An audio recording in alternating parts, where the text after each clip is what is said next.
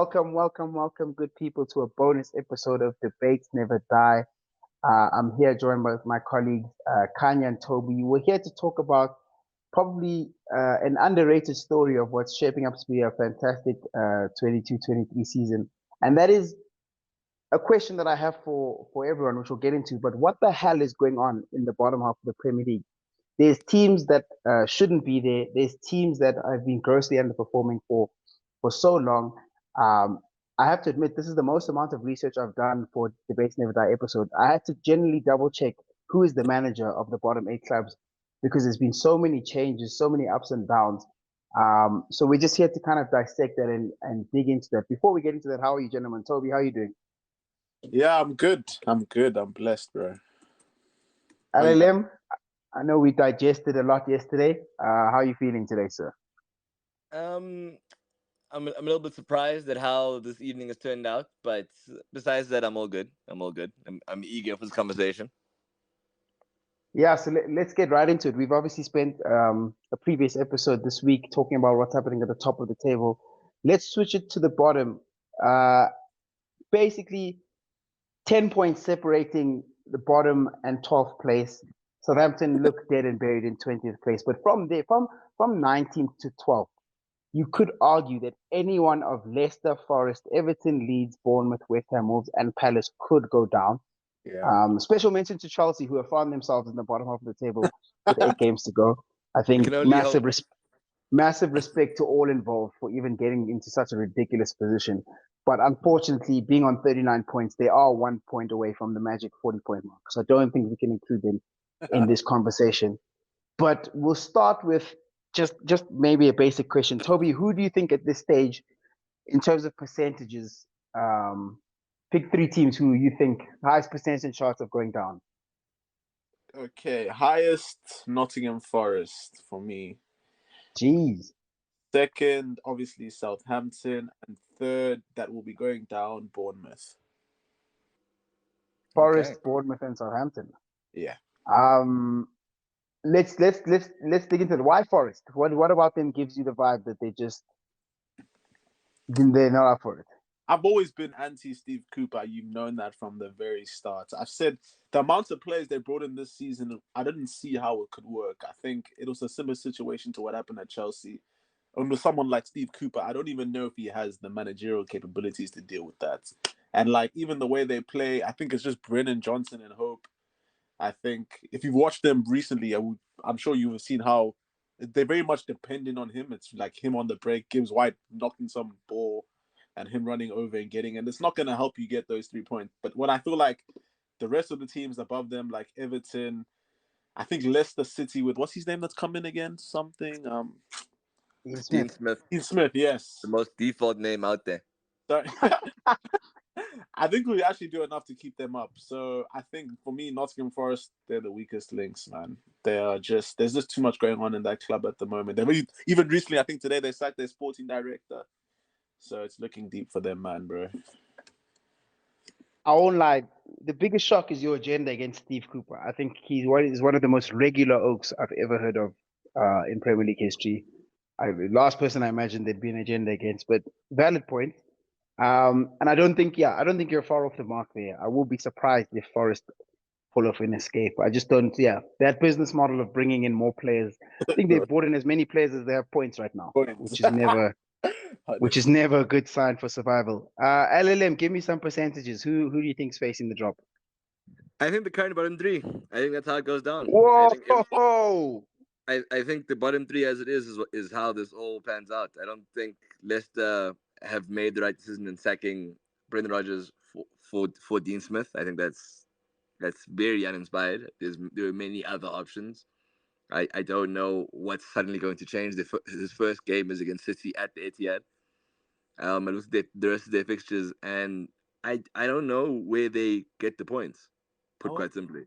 Ooh, yeah. So for our listeners, who might not have the table in front of them, currently in 20th it's Southampton, 19th is Leicester, and 18th is Forest, and that is Kanya's locked that in. Which hence my reaction. He genuinely believes that the Foxes are going down, which would be a shame. I think. I do think Leicester. It really would be. It really would be. But they're I too think good to go down as a club. Yeah, maybe their squad isn't the greatest now, but for them to go down now would be a travesty, man. Wow, wow, wow. no, look, it definitely would be a shame, but I think that they're paying the price for very mediocre recruitment in the past 3 years as well. I can't think of a truly great signing list they've made since like 2019. I think the last time they made like the last big signing they made might have been Madison actually. Now, what Besides, about Face?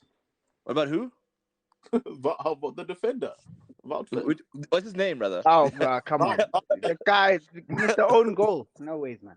Oh, If that's what you're pointing out as their great signing in a season where they've had the least stability they've ever had, they didn't replace Schmeichel with anyone. They put oh, Ward in, sucks. and Yo, I honestly They, think all that's happened to them this season is they've paid the price of thinking that they didn't need to continue to like recruit as well as they were before.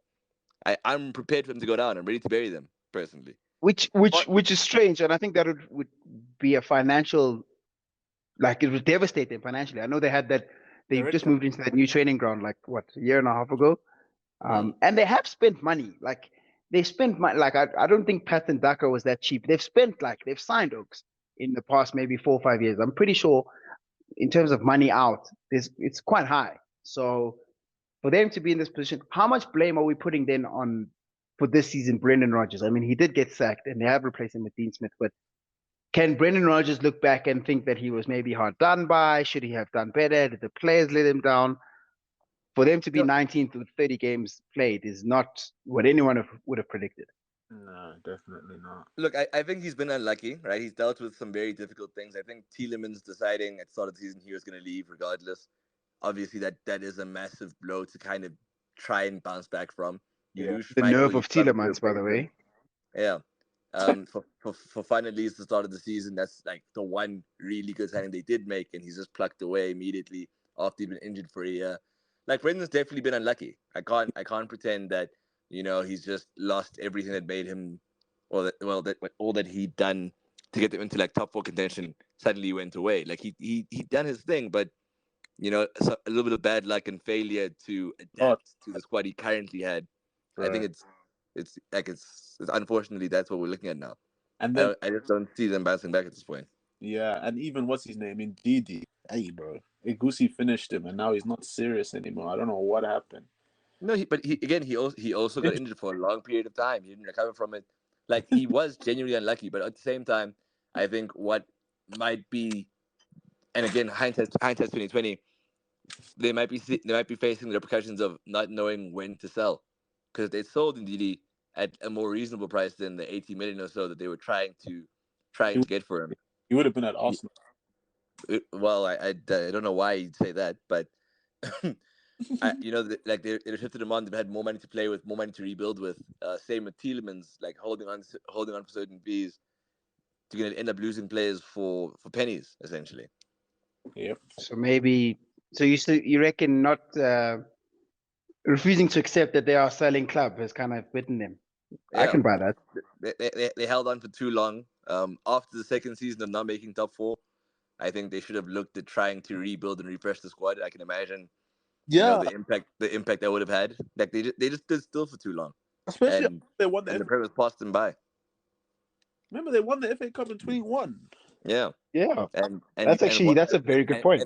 and what did they do afterwards? Tielemans scored in the final, great moment. He was never going to do anything greater for Leicester than that moment, and now he's going to go down with them.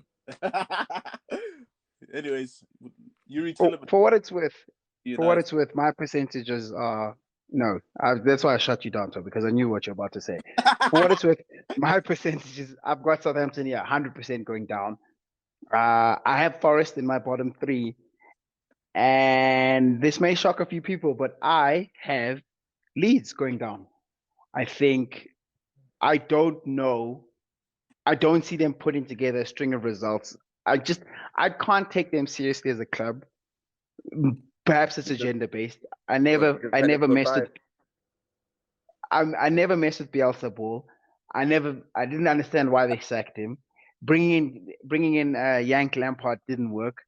Um, I believe their manager now is Javi Gracia. I don't know what the recruitment process behind getting him on I mean, his track record isn't that great in the Premier League. So I don't see where Leeds are going to get enough points.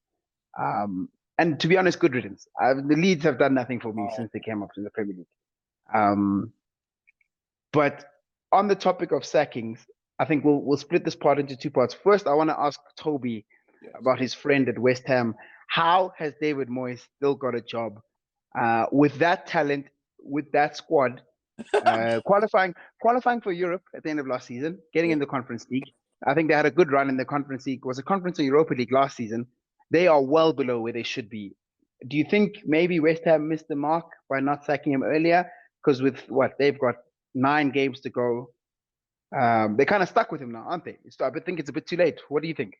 Yeah, definitely. I think it is a way too late. So it's now just a stick and hope thing. Because essentially, I think there were rumors of them bringing in, what's his name? Do you guys know a guy called Will Still or whatever? I think that's his name from Rem. Yeah, he's a West Ham That fan. was a pipe dream. Dream. Bro, yeah, that was what the rumors were saying, that they were gonna want to get him. But I think at this stage now, Moyes, it's not gonna work. And I said this. I had my 3 guys to remember. You remember I said Gerrard, Cooper, and Moyes. So Gerrard, Cooper. Gerrard's gone. Obviously, Cooper's still here, but Moyes, he's the one I don't know how he survived. And where they go from now, I do not think they will get relegated. Obviously, there's too much talent in that squad with Bowen, Antonio, Shamaka, all of them. But I just, to answer the question, I don't actually you know. say Skamaka, but where is that guy? He's injured again. Is he? He hasn't played. When did he play? He doesn't play. How does he get injured? Guys, don't do this to my guy. Please, please. Nah, but Thabani, to answer your question, I don't actually know how he is still there. Like, it's one of those things where it's just like, maybe because the club is going through a lot of issues. I think, with that guy that passed away, the David Gold. Chairman, David Gold, yeah. Yeah, like, maybe they've had, like, issues with dealing with that first. So, like, the pressure, I guess, has been off him, trying to deal with other external things. But to answer your question, I actually don't know how he's still here, bro. It's one of the things that baffles me. I think it might be also a thing it's just too late. You can't bring in now someone like Poch or someone who can change the method. Like the approach of the whole team in 10 games. So right now it's a relegation scrap. Just a quick segue. At some point we're gonna have to have an open discussion about how Poch is like the only guy in the world who's touted for the Real Madrid job, the Chelsea job, the West Ham job. The guy was unemployed, got one of the best jobs in the world at PSG, flopped that horrifically, and is still in line for jobs all over. It's quite something. But let me not hate on him too much in this episode.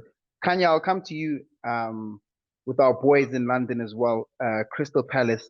I think there was the one thing that we all kind of have been on the same page on this season was that we were all kind of shocked when they let Vieira go, especially given the timing. But on paper, it seemed like they were justified. And since Roy Hodgson took over, they've got their mojo back. So in terms of, are the Palace board justified? Is it the stroke of luck for Roy Hodgson? What are you making of the Palace situation? And do you think they're safe yet, or still have to show you a bit more? They're definitely not justified. I think they're definitely safe, but they're safe because the first 2 games that Hutchins had to take charge of were against Leicester and Leeds. One of the teams I think are definitely going down, and that team you think are going down. I have no doubt in my mind Vieira was going to win those games. Really? Like with no shots on target and like what? How many? You saw the stats. Like it was grim for Vieira. That's after he played one of the informed sides in the league: Aston Villa, Manchester City, Brighton, and Arsenal. And then Liverpool before then. Where was he meant to put these results from? Let's be honest. How can you not go 3 games with no shot on target? That's okay. Wait, listen. Take Vieira. Okay, we all love Vieira. But just imagine Vieira was not the coach. And if someone brought you a paper with that record on there, you would say, how is this manager still here? You would be saying that. I know for a fact if Vieira wasn't that guy, if it was just some random guy, they said, okay, look at this record. Should this coach be here or not? You would say no. You would say, how is he still at this place? So based on those 5 games, terrible games, no doubt, he should be fired. That's what we're saying. Toby made a good point, and I'm standing up for you, Toby. But I think you made a good point in the group about, I think the owners were scared of getting caught up in a relegation scrap with those fixtures that they had coming up. So I don't think they wanted to go into those games against Leicester and Leeds with Vieira. Because if they lost those games or didn't win, then they'd be in big trouble. Big I trouble. think that's what you were saying, Toby. At the end of the day, it's a business. We all love Vieira, and I'm sure he'll do well. Like he's a better coach than the rest of them, like Lampard and all those guys. So I know he'll do well. But like at the end of the day, these guys, it's a business. They know what Roy Hudson can do, and so what more can we? We can't expect more. And I don't know why Vieira dropped Eze, by the way. He's cooking. Special shout out to Toby. That's now with Cooper, Gerrard, Moyes, and Lampard. That's the fourth English manager he's hated on in this podcast already. So then we've got Wolves, who have kind of surprised me because I thought maybe bringing on Lopetegui just before the World Cup would be, their turning point. Maybe when I look at the table, I expect Wolves to be, in the mix with your Brentfords. Certainly, I didn't expect them to have a worse season than Fulham, but do they have the potential to fall further down the table? They're currently 13th. Definitely. What I'd say, 4 points ahead of the regular. But why not? Why not? Let's just humor me, but why not? Look, I think they've got enough. I think that they fundamentally don't have the worst fixture list left. They got a lot of home games. I don't think they're gonna like win a bunch of games from now to the end of the season to secure themselves, but they're not gonna lose all of those games. I think they'll draw enough to just accrue enough points to keep them safe. There's enough of a cushion, I think, that already exists. Think that, bro? Have you seen the teams they play? Brighton, Aston Villa, who are sick. You have Man United, then you have Everton, and then Arsenal. Last game of the season. And you've conveniently left out. They play Leicester, they play Palace, and they play Everton at home. Oh, Everton at home, they'll lose. But yeah, I hear that. I'd you. I don't think so. I think they'll be okay. I think they'll draw at the very least. I think I also at the Emirates. I think they can get a few points there. Hopefully. Sorry, I'm not doing this with you. I almost rose. To the There you go. I like that, Toby. Nice work. You should be proud of yourself. So we've covered the teams that are looking safe: Palace, Wolves, and West Ham. We've given our percentages at the beginning of the episode, but there is the odd chance that one of Bournemouth, Leeds, and Everton, who are currently safe, won't be safe at the end of the season. If you had to pick, or obviously you two both, I think. I know. Do we all have Bournemouth in our bottom three? Just checking. No, I didn't have them. You didn't, so you've got them safe. Without googling, just tell me who Bournemouth's manager is quickly. I don't know his name. Gary O'Neill's my guess though. That's your guy. Well, it is him, but I just wanted to say that's the guy you've got faith in. Talk about blind faith. Is there a specific reason? Do you think that they'll stay up because they're good enough to survive, or there's three teams worse than them? I think that Leicester fucked themselves with the Rodgers thing because Bournemouth are meant to be that final team, and I think that this final decision to get Dean Smith instead of someone who's capable of doing a bit more, because for me Bournemouth are the next worst side. They're the side that should finish 17th. Like they're just very fortunate that Leicester have kind of tied their hands together and have left themselves out much chance of like taking themselves out. I don't think Bournemouth are that good. I think that Bournemouth are going to go down next season. I think they've done really well with the squad that's really not that good. But I don't. they don't feel like a Premier League side to me. Honestly speaking, they just don't. They've had some very impressive results. I'm happy for them. Shout out my guy Philip Billing, but but like when Philip Billing's your top scorer, as much as he's improved this season, it just suggests to me that you guys are not really cooking like that. Your striker scores 4. Like I don't know what's impressive about this Bournemouth side. I don't know what I'm looking for when I watch them play. When I watch Forest play, I can point to like 3 to 4 players where I'm like, there's a lot, not a lot, but there's enough here that I can like find myself invested in those games. I don't care what's happening in Bournemouth games, and it doesn't feel like anything's happening. The fact they like very like they're gritty. They work really hard, and like if you're English, I'm sure you really appreciate that. I don't appreciate anything about Bournemouth. There's nothing about that side that I like. Wow, that was a big rant. But some valid points. I feel like I kind of lean to agree with you. I tend to agree with you. I feel like they have, of the teams below them, Leeds, Everton, Forest, Leicester, and Southampton, they have the least amount of shit going on. They did their managerial stuff early enough. They got the results they needed to get up to 30 points. When they look down, I think there's more people that have more problems than them. So if they just keep their fire as small as possible while others fight their fires, then yeah, they could survive. I don't think they will though. I still have them in my bottom 3. But And I hope they Leeds, go down desperately. in Leeds and Everton, Toby, we have two, I guess, in an English context, they are big clubs. We cannot deny that. Everton and Leeds are, I think, just below the establishment. They are institutions of English football. Can you fathom? I know Leeds is not that hard, but can you Yeah. fathom Everton going down? They are level on points with Forest now, and Yeah. with some tough games to come. Do you think it's possible that they can go down? Can they do a great escape again? They can do a great escape, but it involves Ellis Sims not playing.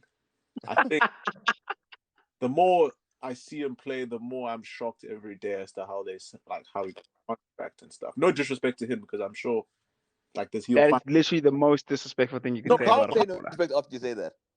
You no, literally I'm saying, said their survival depends on him not playing, and then said no disrespect. bro. And I'm that sure guy scored at Stamford Bridge, brother. Please. Wait, Kanye, did you watch the last game? Did you see that miss? That one? My goodness. Oh, but anyways, can I fathom happening? I don't think it will happen. I think with Sean Dyche, they brought in someone who I think is built for their situation. That PMP in the midfield as well. Myth. It's really helping them cook a little bit, and I think they'll be able to do the great escape. The only That's thing, a sorry, that's a fly by night job if I've ever seen one. I haven't seen Sean. I don't believe in Sean Dyche's impact. This idea that you bring in a guy who plays this gritty defensive football. but it's what I think I think anyone could do that. If I'm honest, I don't no, think if they stay up, it'll because No. Tab, I no, think you are way off the mark here. What Sean bro, Dyche has done, how bro, what he's done since he's come in is genuinely impressive. yeah, He's offered him stability, and that side's not good, bro. It's not. It's better than what he had at Burnley for sure. But bro, honestly, what he's come and done, he's picked up results against Spurs. Spurs are shit, we know. Against picked Chelsea, up Chelsea are results. shit, we A know. Michael Keane screamer in. Yeah, Come on, hey. hey, With 10 you. men, they were competing. With 10 men, they were competing against Spurs. Spurs are shit, but still, that Everton team is nothing to write home about. Bro, against the relegation rivals, they got points in that game too. They beat Brentford 100%. They were outplayed. They didn't do anything to deserve it, but they did it. He gets results, man. He gets no, results. If anyone could do it, Lampard wouldn't have been fired. no, But remember last season when Everton started slipping on the table, and then Lampard realized, hey guys, we're in a relegation scrap here. Let's scrap this idea of playing expansive football and get gritty and get defensive and scrap it out. They survived. That's what I'm just saying. I don't think it's if they survive. I don't want to hear at the end of the season, thank God Everton hired Sean Dyche because I won't have it. I'm sorry. They could have bought in Ranieri to do the same thing. I promise you. I promise you. why Hey not? man, Ranieri won a league title, so I know what that says. Yo, Okay. They no, could have bought in Ollie. I was gonna say, like, even if they do go down, I wouldn't want to say it's deserved, but the way this club has been run is actually just disgraceful, bro. They've brought in some of the worst players. Remember, Andy Townsend came here for how much? Was it a free? No, I'm sure they paid money for him. I don't think it was a free actually, but the recruitment that the club has done has been ass. I know they had beef with the owners, so I guess it'll just be a testament to how badly run the club was. But it's too much of a big club. Hopefully they stay up, man. Come on, Everton. Of final question for either of you. I think of what we can call our bottom eight. Okay, let's get rid of Southampton. Southampton, thank you for the memories. Oh, Cheers. Of the bottom seven, Leicester up. Who do you think would have the toughest time bouncing back from a relegation? as you mean from next season? Yeah, I mean, Burnley have literally gone down, come straight back up, and that's probably a story we should touch on in the future. But like, I Oh, think, for example, if Leicester go down, I don't think it's as easy as. I mean, we made a joke on the group the other day, who we copying in the fire sale, but there will be hella departures there, and possibly a big rebuild. And I don't think it'll be as easy for them to come up. Same with Leeds. I don't see Leeds keeping keeping this. Their brand of football that got them up is now gone. And I think if they go down, a lot of players will leave and they'll struggle to come up. So who do you guys think cannot afford to get relegated in that sense where if they go down, we're not going to see them for a long time in the Premier League? I'll start with you, Toby. bro, that's a very difficult question because I feel like you need to. It's pretty hard to predict because you don't know who's coming and who's leaving. Yeah, So just the feeling that you get. I mean, if yeah. Leicester go down, for example, who are the guaranteed departures? Madison is a guaranteed departure. Oh yeah, Madison obviously. Harvey Barnes is not playing championship football. He'll get a move. Even You Dan. start thinking about exactly. You start thinking about the players that will their wage bill might be so inflated that they have to now let players go. And there's certain teams where if you let go of enough starters, they become a championship team. So like I just want to know your feeling. Like who do you think should fight for their life to just survive? Because if they go down, try. Yeah, I would probably have to say Leeds, just based on what you were saying in terms of their brand of football is now gone. And like, yeah, I don't know. I'd probably have to say Leeds personally. Because when I look at teams that go back that went down and come back up, someone like Burnley, they went down, they're coming back up, aren't they? Yep. Yeah, and Signed, sealed, and delivered. and they basically their team is kind of rebuilt except for what's his name? Ashley Barnes, was he there when they went down? Yeah, he was. Yeah. So like they have a lot more new players and like I don't know, it's very, very hard to predict, but based on that I'll probably have to say Leeds. I think just based on your point about how their brand has changed, I don't see how they would have to like find another identity and see how it works. Khanya? Oh no, your point about Leicester, I can't look past them. Like I just looked through their squad for a second, and I'm genuinely kind of nervous for them. The idea, because it's Madison, it's Barnes. I'd like to think Vardy's gonna stay with them, but I don't know how much help that really does them. I don't know if you want a 35-year-old, 36-year-old, sorry, in the championship leading you. Indeed, if indeed he stays, it's like great, but how fit is he really? Dewsbury Hall has emerged there. I know he'd get suitors. Yeah, United. Like the only thing that's good about Leicester right now, I think they lose all of that, and they don't have a coach that I think is one that they want to put their future behind either. So yeah, man, I think it's them, but I think that's too easy an answer. So the second answer I'll give is gonna be Bournemouth, because I think they were lucky to even get promoted in the first place. They made it here. Was it them or Forest that came up by the playoff? It was Forest. I They think it were was Forest. ones, bro. No, Forest got automatic, didn't they? No, no, no. I remember Oh, they. Did Bournemouth win the league? Yeah, I remember seeing limbs when Bournemouth won a certain game last year. Nottingham were in the playoffs from last year. Let me But check. Wow. regardless, I think it's Bournemouth Regardless, purely yeah. Yeah, it was Huddersfield and Nottingham Forest competed for the final place. okay. That's what I remember. I remember they won 1-0 that game. But yeah, I think, but I think of the side who I actually think could go down, I think Bournemouth would struggle more than Forest if they would go back to Championship. I think Forest are a bigger club. There's more that they can do. I think if they were to go down again, I think there's a lot of faith in Steve Cooper, regardless of whether or not he stays up or not. He Yeah, gave him a contract after, like a really bad start. So I think there's like a that makes. strong base that they have. But yeah, But I've got a question. How do you think it would work if they were to go down after all this what they've just done? I don't understand how that would work. I mean, I'm pretty sure a lot of those players have release clauses. I think that Forest Yeah, did what they did, trying to put everything into this one season. But I think there's the awareness that, you know, like they don't have a lot in that squad to keep them like afloat. Like Gibbs White, he's gonna get a move. yeah. Like I'm sure he has a release clause of some kind. Yeah, on him 40. Yeah, like the teams that I think would really really struggle if they went down. I don't think they will though. Someone like West Ham. If West Yeah. Ham went down, I don't know if they're coming back up. Like for a while. But what's that on the bench one? I think their entire team is full of players who some of them they signed because they're European football, right? Okay. I think that it's improbable to imagine, like in the same way Brady needs to loan out a lot of players that they went down with. I think that West Ham would have to do the same thing, but I don't think that they have. I don't think they're as prepared to go down as Burnley were. I think they just have a much harder job of doing all of that. They'd lose Rice for less money. They'd lose Paqueta, Skamaka, like Bowen. Like I don't know who they'd be able to retain. I don't think there's like a lot of. I don't have enough grafters. I think. Yeah. But it would be funny if West Ham went down, Burnley came up, and Cornet went back down, bruv. No, man.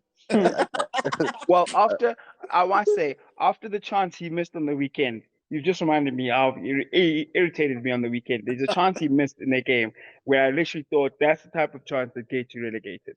Like he did some of the stupidest things I've ever seen. So if he does go down, you must reflect on that. You must go back. You think it's not a loss if he was to go down, essentially. Look, Like, he we should be there. Maxwell Kone. You know we've got there's those players who just up and down. Maxwell Kone can be with them. Honestly, He was injured most of the time, though, man. he wasn't injured on the weekend when he missed that chance. But anyways, His eyes. we'll wrap it up there. I would like to just send a special shout out to the ones that we've lost along the way: Patrick Vieira, Bruno Lage, Scott Parker, Marcelo Bielsa, Super Frank Lampard, who has come back from the dead, to be honest. Brendan Rodgers and my boy Budget Club, Ralph Hasenhuttl. Sorry, Shout out TVG. We'll never see you in this country again. Go back to Scotland. wait. Sorry to interrupt you, Thabani. Scott Parker's been sacked twice in one season. Yeah, he mustn't see football. Another English manager that deserves an episode on its own. We'll get into why Toby hates English managers so much.